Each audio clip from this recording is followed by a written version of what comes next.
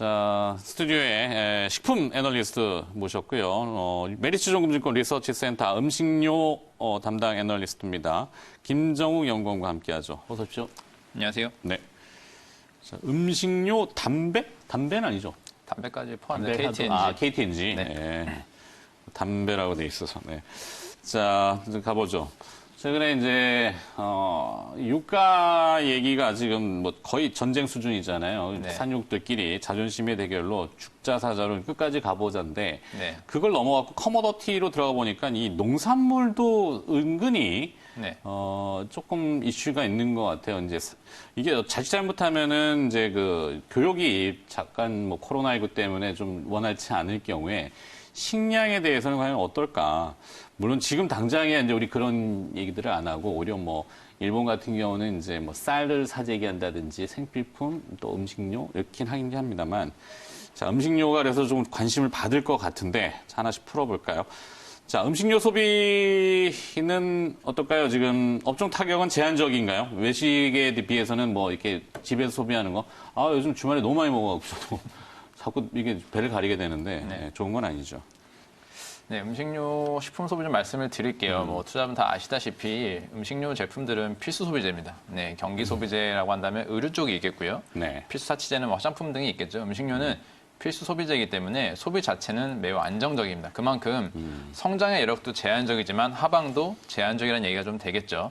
다만 채널별로는 많이 나뉘는데 지금 같은 경우에는 예상하시다시피 가정식품, 대체식품 이제 그 HMR 쪽이 매우 좋은 상황이고요. 네, 네. 가정식이 중간하는 상황이고 외식, 그다음에 급식 이런 쪽이 많이 부진한 상황입니다. 그래서 대체 식품을 많이 만드는 CJ 제일제당, 오뚜기, 농심 등이 수혜라고 볼 수가 있고요.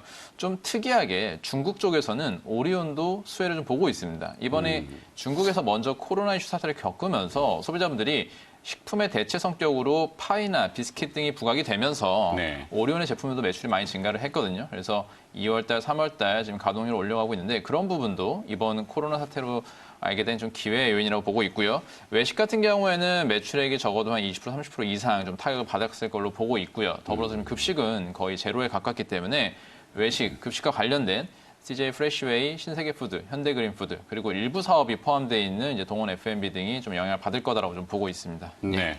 사실 음식료가 이제 그 산업 구조도 식생활의 구조도 바뀌면서 1차원적인 이런 뭐 그걸 바로 생산하는 기업들은 거의 없잖아요. 네. 그러니까 농산물이라든지 아니면 뭐 그와 관련된 뭐 비료업체는 좀 있긴 한데 국내에는 이제 자급자족률도 지금 현재 낮은 걸로 알고 있고 제가 알기로는 정확한 수치는 기억이 안 납니다만 농지 면적도 많이 줄어들었고 그렇다 보니까 이제 가공식품 쪽을 가지고 구분을 하는 거죠. 네. 그러니까 이게 이제 외식 사업 쪽이냐 아니면은 이제 어떤 시켜 먹는 뭐 이런 배달 음식 이런 쪽이냐인데 가정 간편식의 구매량은 많이 늘었겠어요.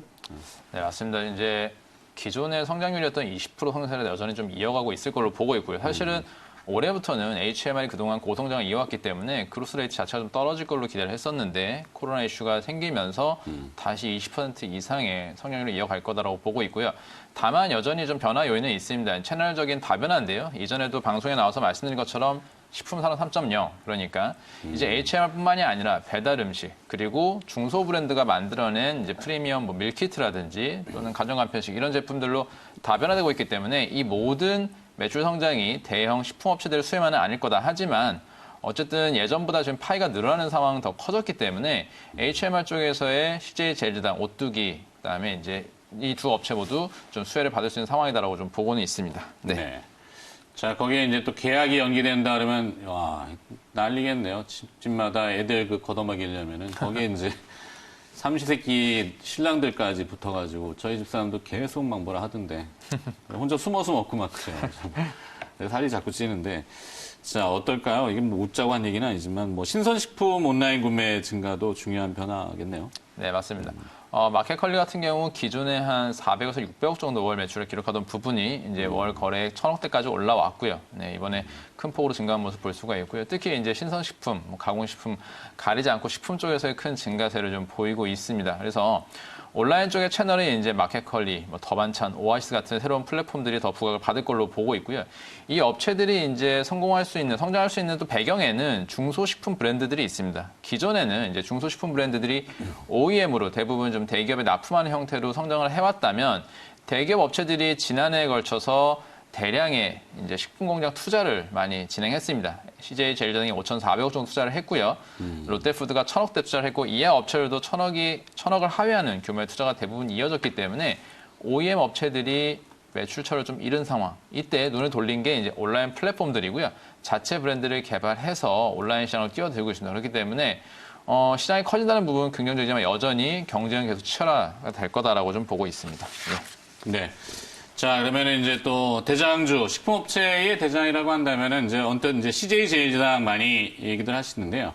CJ 제일제당부터 한번 살펴볼까요? 3월 들어서 큰 변동폭을 보이긴 했는데 어떤 이유였는지요? 펀더멘탈에 무슨 이유가 있나요? 네, 주가 차트를 보시면 많이 좀 놀라셨을 겁니다. 이제 네. 하루에 뭐 20% 정도의 하락도 있었고, 왜 또 그랬어요? 15%의 상승도 있었는데, 제가 이제 음식료 섹터 애널이지만 코로나 이슈 관련해서는 좀 전반적인 시장 얘기도 좀 말씀을 드려야 설명할 수 있을 것 같아요. 네. 일단 코로나19 같은 경우에는 중국에서 먼저 발생했기 때문에 중국에서 코로나가 발생했을 때는 공급단의 이슈였습니다. 네, 공급 부족에 따른 경기 침체 이런 부분이 우려가 됐었고 이후에 글로벌로 확산이 되면서 수요 부분을 건드렸던 거죠. 네, 수요 쪽에서 문제가 생기겠다. 그래서 공급 문제뿐만이 아니라 이제 글로벌리 소비가 줄기 때문에 수요단에 문제가 생길 거다. 여기까지 우려가 갔었고 이게 3단계까지 커지면서 마지막 때는 유가를 건드렸죠. 네, 유가가 지금 급락하면서 20불 초반까지 내려와 있는 상황인데 유가가 움직이면서 미국 셰일 업체들의 이제 부도, 파산, 위기 등이 많이 부각이 됐습니다. 그러면서 이 부분이 크레딧 리스크를 많이 우려시키게 했죠. 투자자분들의. 그리고 나서 그 다음날 이제 우리나라 기업들 별로 이제 주가 빠진 것을 본다면 크레딧 리스크가 부각되는 순차익금이 높거나 또는 재무구조가 취약한 업체들이 주가가 좀 급락했습니다. 네. 네, 부도 리스크를 많이 감지를 한 거죠. 제일제당 같은 경우에는 순차익금 레벨이 지금 4.8조 원 정도 됩니다. 예, 지난해 같은 경우 거의 6조 원 후반이었기 때문에 많이 우려가 됐지만 지난해 말에 이미 가양동 부동산 매각, 미국 법인의 RSPS 발행, 그리고 영등포 공장의 세일 앤 리스펙 등 여러 가지 조치를 통해서 순차익금 금액을 많이 낮춰놨습니다. 이미 네. 대응을 해놨고요.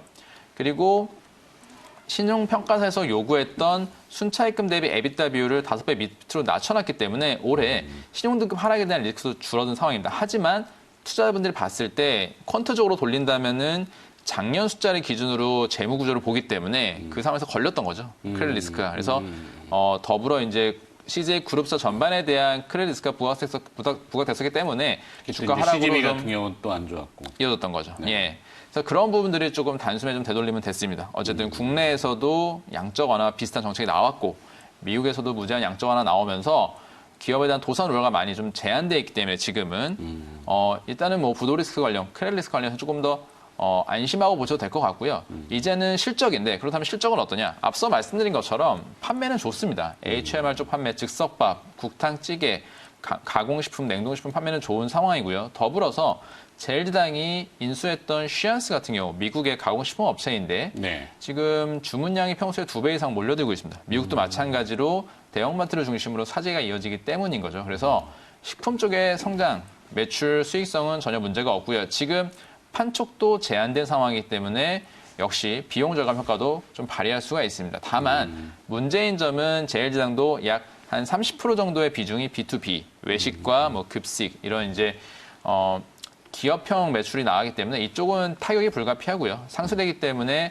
가공식품 영업이익은 이제 소폭 감소할 가능성이 있다. 하지만 그 폭은 B2C에서 많이 메이크업을 해준다. 그리고 볼 수 있고 추가적으로 사업부를 좀 말씀드리면 이제 해외 바이오 사업부, 사료 등이 있습니다. 네. 사료 같은 경우에는 지난해 기억하실 거예요. ASF 때문에 돼지열병 때문에 많이 고생을 했거든요. 그렇죠. 그래서 사료 영업이익은 연평균 한 500억에서 600억 정도를 기록할 수 있는 건실한 사업부인데 지난해 ASF를 겪으면서 영업이익이 적자를 좀 기록하기도 했었고 연간으로 한 200억대로 많이 줄어들었습니다. 예, 그래서 네. 그런 부분에 기저효과가 있기 때문에 올해 사료 부분 다시 4,500억대로 올라온다. 특히 베트남 쪽의 동가가 좋은 상황이어서 CJ 제일당 실적에는 긍정적 영향을 줄 거다. 마지막으로 이제 해외 바이오인데 앞서 말씀드린 것처럼 이제 중국 쪽으로 계속 가공식품, 대체식품, 중국도 마찬가지로 HMR 쪽이 커질 거란 말이에요. 그러면은 중국 식품에 쓰이는 소재 성격의 핵산 이걸 또 제일전하게 만듭니다. 그래서 이쪽 핵산 사업도 실적이 좋을 거고 사료 첨가제인 뭐 라이신, 메치오닌, 스레오닌 이런 제품들은 아직은 턴어라운드가 다 되지는 않기 때문에 시간이 좀 필요하지만 핵산을 중심으로 해외 바이오 사업도 돌아설 거다라고 기대를 하고 있어서 실적적으로는 전혀 문제가 없다. 1분기 컨센에 부합하는 실적 기대해 볼 수 있을 겁니다. 예. 네.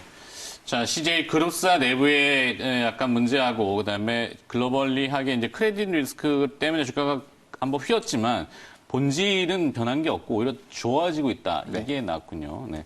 하여튼 뭐 알아들었습니다. 대충 지금 가격대 괜찮네요. 네. 오리온하고 농심도 있는데요. 자, 3분여 남았으니까 조금 압축해가지고 한번 좀 볼까요? 네, 두 종목 압축해서 말씀드리도록 하겠습니다. 포인트 위주로. 오리온 같은 경우는 중국에서 먼저 코로나가 발생했기 때문에 가장 우려가 컸습니다. 네. 직접적인 타격을 받을 거라고 봤었는데 스낵류가 주력이라서 그런가요? 맞습니다. 스낵, 파이, 비스킷 쪽 이렇게 주력으로 보시면 수요가 되고요. 일시적으로 조금 멈춘다? 맞습니다. 이제 중국 같은 경우에 마트의 영업 시간도 단축이 됐고요. 네, 어쨌든 스낵이나 파이 같은 제품들이 식품의 대체 성격일 거라는 걸 잘 몰랐기 때문에 단순히 매출이 줄어들 거다라고 좀 우려를 했었습니다. 그렇죠. 하지만 예상과 다르게 지금 2월 이후에 분위기가 많이 바뀐 상황이고요. 또 기회 요인이었던 거는 경쟁사, 특히 이제 펩시사의 프리토레이 칩스, 이제 레이즈로 아실 거예요, 브랜드는. 감자칩 공장이 우한에 있었습니다. 그러니까 그래요? 직접적으로 경쟁사가 지금 생산 차질을 빚었고요.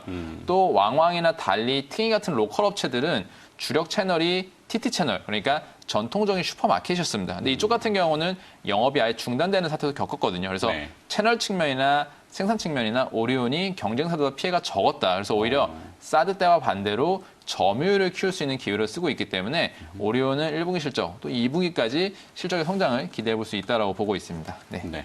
자, 가장 관심은 농심입니다. 농심. 네. 자, 라면. 주목을 받아야 될 것 같은데 농심은 어떨까요? 농심이 예. 농심이 올해 특히 여러 이슈가 많았는데 대부분 다 긍정적이었습니다. 네. 1월 달에 매체, 방송 쪽에서 라면을 소재로 한 방송들이 많았기 때문에 그렇죠. 농심 매출액이 한 3% 증가하는 효과를 발휘했고요. 2월 들어서는 기생충의 짜파구리가 같이 이제 출연이 되면서 짜파구리 효과로 또 매출 성장을 2자릿수 이상 가져갈 수 있었는데 여기에 2월 중순 이후부터는 코로나 사태까지 더 기름을 부어줬습니다. 그래서 그러네요. 2월 매출액은 한 15% 이상 증가를 했을 거다라고 기대를 하고 있습니다. 그리고 더불어서 3월 달에도 여전히 코로나 사태가 이어지기 때문에 로우 미드 싱글 정도의 매출 성장 기대를 하고 있습니다. 그래서 농심은 1분기 라면 매출이 한 자릿수 중반 이상, 한 자릿수 후반까지 좀 증가를 기대해 볼 만하고요. 이렇다라고 한다면 현재 영업이익 컨센 수준인 350억은 충분히 뛰어넘을 수 있다. 네, 이렇게 볼 수 있고 다만 이제 한 가지 우리가 조심해야 될 부분들은 1분기에 많이 발생했던 매출 때문에 소비자 단의 재고가 쌓여 있을 수 있습니다. 네, 그런 부분들이 2분기에 얼마나 해소가 되고 또 외형 성장을 이어갈 수 있는지 그런 부분이 좀 주안점이 될 거고요. 일단 1분기 실적을 본다라면은 컨센을 상회하는 호실적을 기대해 볼 수 있다라고 좀 말씀드릴 수 있을 것 같습니다. 좋습니다. 자, 지금 세계각국에서 진단키트, 우리나라 진단키트를 요구하고 있다는데 라면 하나씩 끼워가지고 원 맞습니다. 플러스 원으로 말이 안 될까? 네. 뭐 라면 플러스. 그렇죠. 아니, 꼭 무슨 농심만 이기는 건 아니고 우리나라 라면 업체들이 또 우수하니까. 자, 여기까지 듣도록 하겠습니다. 식음료 한번 들어봤고요. 코로나 이슈랑 묶어봤더니 또 뭔가 답이 나오네요. 메리츠종금증권 리서치 센터 음식료 담배 애널리스트입니다. 김정욱 연구원이었습니다. 고맙습니다. 감사합니다.